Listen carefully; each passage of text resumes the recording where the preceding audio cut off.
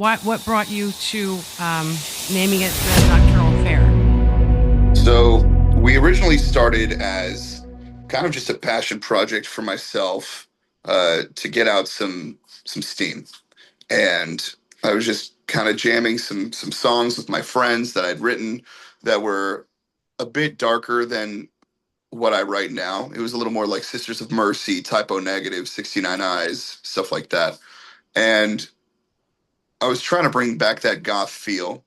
And there's been a few goth revivals since then. It's funny. It's like a little cycle every 5 years. And we called ourselves the Feels. At the time, that was a big meme on the internet, was, ooh, right in the feels. And so thought it was funny. And I've always tried to not take myself too seriously. So we called ourselves the Feels, and we were playing around town in various goth clubs. And I believe at one point, we were doing the anonymous thing as well. So I had just discovered Ghost, and this was Ah. before Ghost was like known in America. They were still Ghost BC overseas, and they weren't really. It wasn't cool to know them yet. It was just like there's this band from over there, and they look like this, like they've got the anti-pope, and they've got these, Mhm. masks, and they're anonymous. Nobody knows who they are. And I was like, I kind of like the anonymous thing. So as the Feels, we would put on these like half masks, and I'd put a hood and a wig on and wear Oh. sunglasses and all that other stuff. And, we would go and do this stuff. And we, out of the blue, got this show at House of Blues Yeah. in Las Vegas. And at the time, I didn't really have a band for it. And it was for this like sold out event opening for, I think, a Duran Duran cover band, but it was for Amazon. And the place fits like, I think 2,000 people easy. Oh, And wow. yeah, the guy who was booking at the time heard us on the local radio spot that plays, local bands every Sunday night. And he was like, hey, heard you guys, would love for you to come open this event. You guys sound like you'd be perfect. Here's the pay, da da da da da. And I'd be like, hey, man, it's Brendan from the metal band that you book all the time, because I was in another band at the time. Oh. And I was like, I actually don't have a band. This is all just me. And he goes, that's cool. So you're going to put together a band and you're going to play the show, or I'm going to tell everybody that it's you. And I was like, Oh. I sold. I mean, So, blackmail always works. oh, yeah. So I pretty much just like, it was me and Drew, who's been with me since day one in this band. And then I just backed us up with the rest of my metal band at the time. And it was crazy. We played in front of a full house at the House of Blues, and as we got off stage, and we like, because we didn't really have a green room, we kind of just like, we didn't have any merch, we didn't have anything. It was just, we played a few songs, a few covers, and then we were like, good night. And we were bombarded by the Oh. people there, like grabbing us, like, where's your shirts, where's your CDs, where can we find you? And I was just like, I don't know, we're kind of just a joke band right now. And then I was kind of like, okay, maybe we're going somewhere. So I picked up some early management, and they were like, you got to change the name. There's like 15 bands in America with the name The Feels. Mhm. And so there was a night that I was rehearsing with The Feels at our 24-hour lockout studio in Las Vegas. And the guitar player and bass player for my metal band decided they wanted to hit the studio as well to like smoke a joint. Mhm. And they walked in on us rehearsing, and they didn't know I had continued the band after that, because they got so jealous that we did so well at that show. They're like, Mhm. why aren't we being offered these shows in Vegas? Why did you get this opportunity? So they come into me rehearsing with other people, and it was like I was caught cheating. Yeah. So, Awkward. and that's where the Nocturnal Affair kind of came from when I was looking at it. Oh, So I like how that comes full circle like that. It's a little awkward, but there's your yeah. Nocturnal I Affair. mean, they're asking me questions like, why didn't you tell us? Like, what do you like playing with them more than us? Are they better musicians than us? Are you? It What was are like a whole like, oh what do boy, they have that I don't? exactly, yeah, and I love that. I yeah. So we kind of just pursued it from there. Yeah. Well, and you've described your music in other interviews as dark rock. And Yes. so, with that, I guess maybe a good way to explain what dark rock is to you is kind of maybe discussing how Deep came about as part of the trilogy of songs. Okay. And when I listen to those, they're all different, but they have they have a connecting story. But how did you come out with that, and how does that relate to being considered dark rock, or does it? Deep wasn't really supposed to happen for this band. Oh, I wrote it just as like a piano ballad during the pandemic, when I was spiraling. I had lost contact with a best friend of mine for a few years. I had lost a dear friend to suicide. My mom was getting sicker. I was in a relationship at the time that was falling apart, and I kind of was just like I didn't know who I was anymore. Right before the pandemic, we got this awesome little opportunity of maybe a deal, and we got known almost immediately through some major labels at the end of 2019. And we were supposed to start taking meetings, start seeing what the future was going to hold for the Nocturnal Affair. And then when the pandemic hit, everything shut down. So I literally was like holding the future of my career that I always wanted in my hands, and I watched it just turn to dust. yeah, right And through then the I fingers. exactly. And then I was watching, it get even worse. I was turning 30. I was I was drinking all the time. I was eating like crap. I was like gaining weight. I was just like not in a good place at all. Probably like everybody else during the shutdown. So I wrote. I just started writing what I was feeling, and to me at the time was a very personal song, and it was more of like a therapy session for me. That's what music has always kind of been therapy for me before I even started actually going to therapy, which happened later in the shutdown. But and I recommend it to anybody. It's fucking amazing. But I just needed it. I just needed to write it, and right into the shutdown. We had just finished our first record. We had just done Metamorphosis, and it I was going crazy because by the time I wrote Deep, it had been like 2 years since we wrote it and couldn't release it because now we didn't have a label.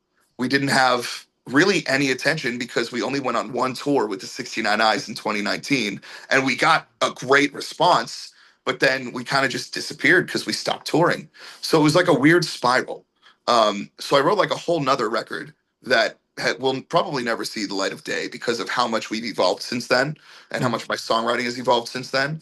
But Deep was part of that process, and kind of wrote it, recorded a little bit of it, and then kind of just like, all right, that feels better.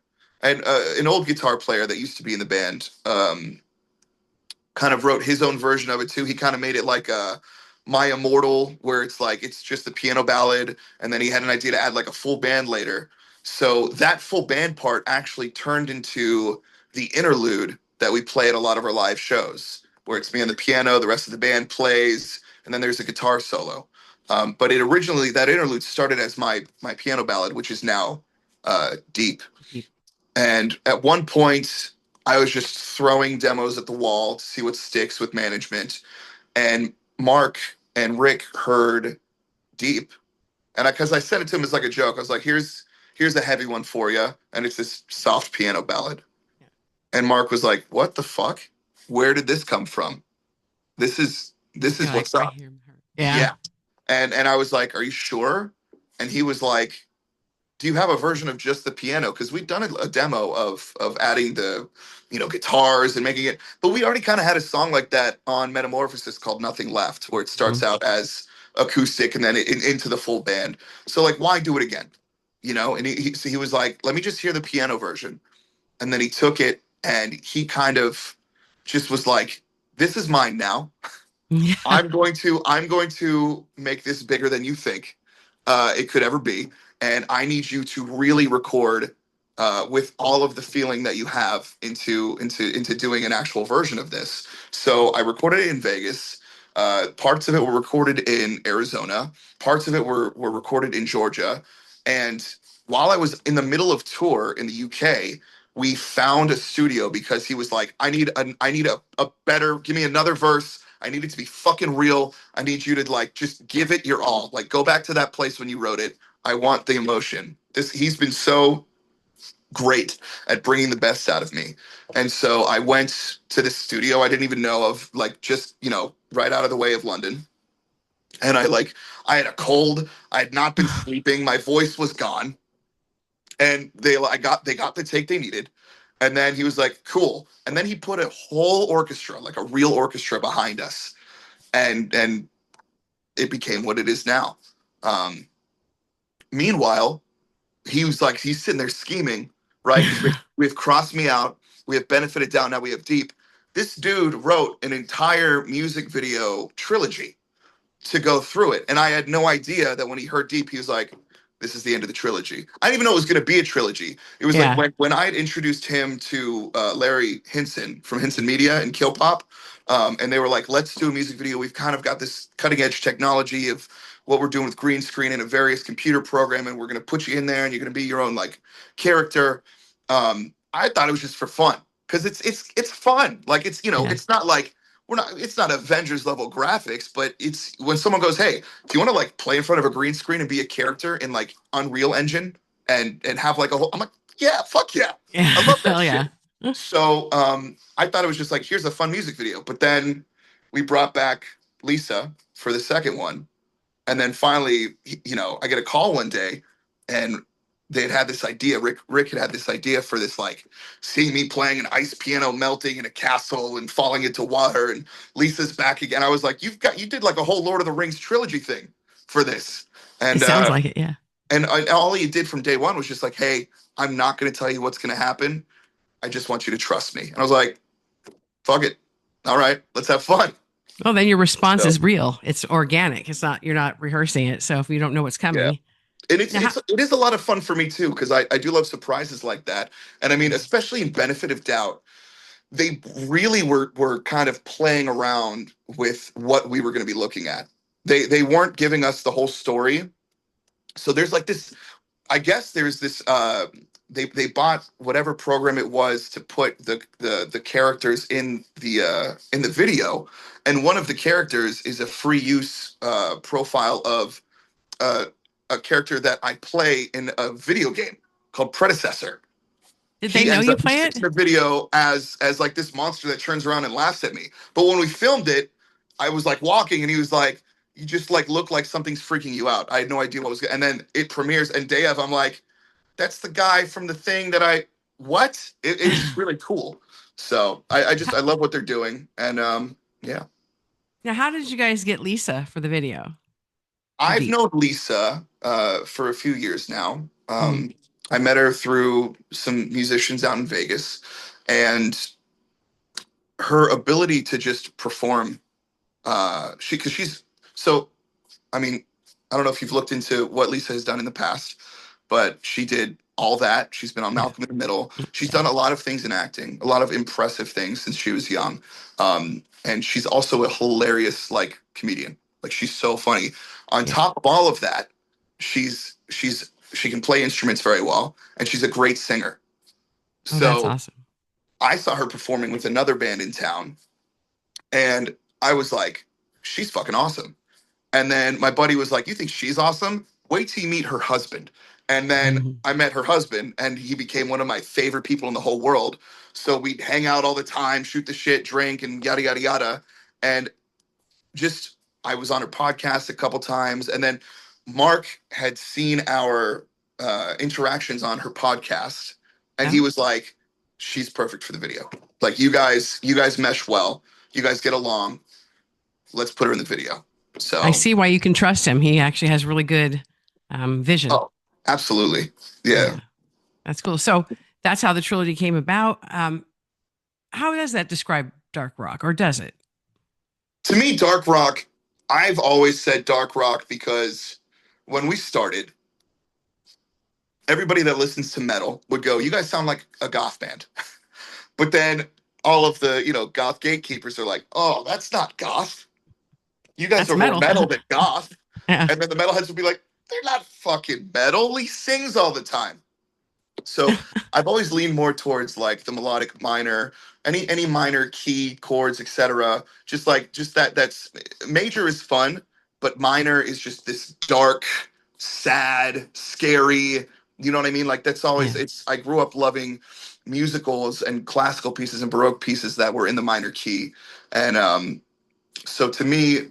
since I lean more towards that in songwriting, I think it's darker rock than Mhm. most. So, Yeah. Yeah.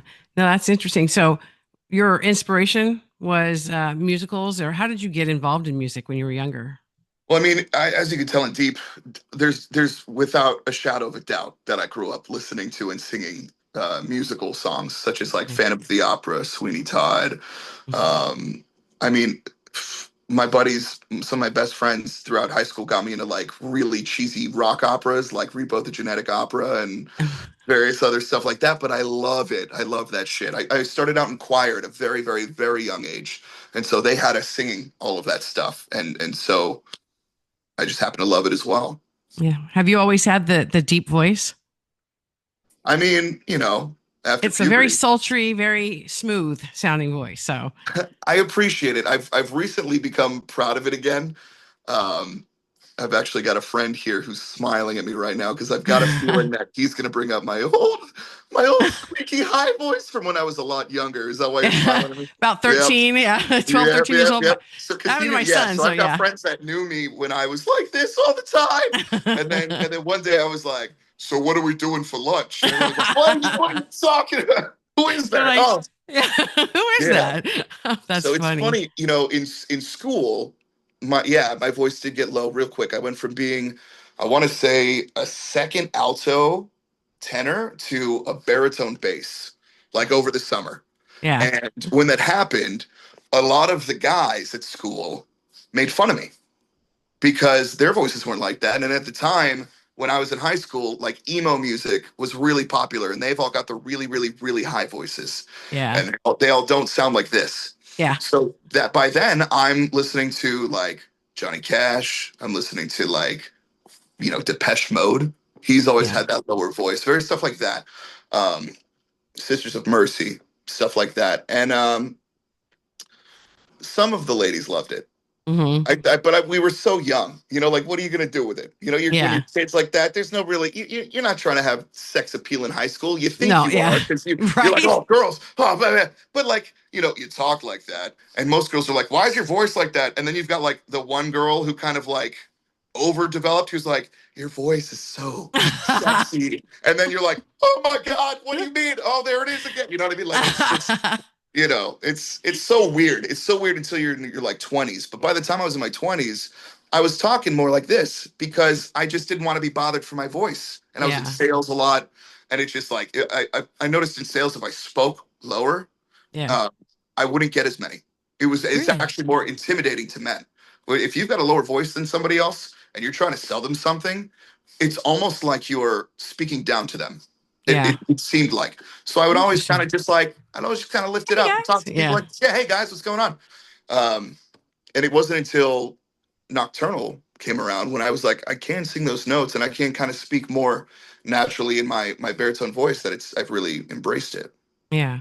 Well, that's interesting. I know that you had mentioned earlier that you're not that during the pandemic or during the shutdown, you guys were it kind of fell through your fingers and you did a good tour run, but now it sounds like last year you all were on tour maybe in the UK with what was it Wednesday 13 and a couple Oh other yeah. bands. How was that? Well, I mean, so last year we did the UK a couple times, a few times actually, uh, but we also did Europe for the first time with Drowning Pool, and that was insane. Yeah. We've also been to the UK with Wednesday 13. We started in the UK with Chris Barris Band, Okay. and they're absolutely phenomenal. If you haven't heard of them, please check out Mm-mm. Chris Barris Band. They're wonderful. Okay. Okay. Um, and we also went out there with Alien Ant Farm, Okay. which was nuts. Yeah. Yeah. I know that you did a tour with Fozzy as well. Oh, America. Yeah. Yeah. Fosse was quite a reoccurring Groundhog Day of a tour, and I mean that in the best way, because our manager is also Fozzie's manager. Oh, So, but okay. we actually didn't get him until recently. We were trying to wine and dine him for a long time, and just like, hey, hey, hey, hey, hey, hey, notice me. But Yeah. and then finally he was like, what? What do you want? I guess. Yeah. And I've but he believes in us, and it's fucking. I'm very happy that he yeah. does. I That would have been a great tour. to see, because I saw Fozzy last April here in Sacramento, California. Really, Yeah, and we've toured with them many times, and yeah. we cut our teeth with them, and we're Oh, very cool. lucky to, because they're mostly all, they don't really drink. They've all got wives, so they're not out Mhm. there, causing trouble.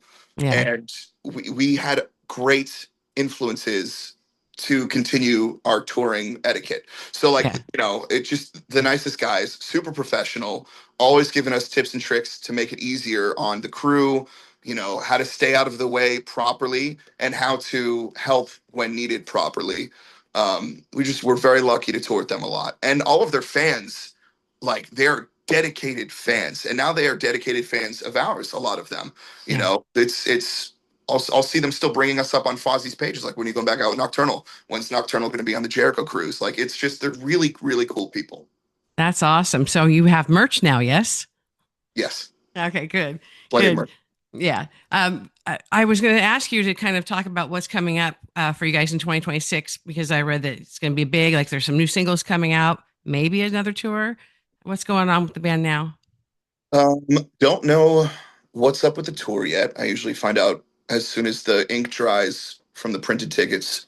But yeah, we have, I mean, I guess I talked about this on another interview earlier today, so I could just bring it up. He brought it up first, so the information must be out there. We're dropping 6 new singles with music videos Oh, for the upcoming year.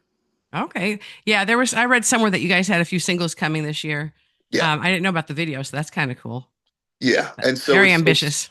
and we're ever evolving. So it's like Deep was a nice button up of kind of what the Nocturnal Affair used to be until now. Yeah. Yeah. So I'm really excited for what we have in store. Great. When can we expect the first one? I wish I could tell you. I wish you When could it's too. ready. How about that? You can get There you it go. when it's ready. When it's ready. That works for me. Well, do you have any closing words for people watching this? Where they can get the merchandise and I don't what, think we currently have any drop shipping stores. I know we're going to okay. be working on that more this year. Hmm. So right now, the best way to get our merch is to come out to our shows. Okay. And as soon as we have a tour ready to go, we're going to let you know. So I would follow us on Instagram, The Okay. Nocturnal Affair.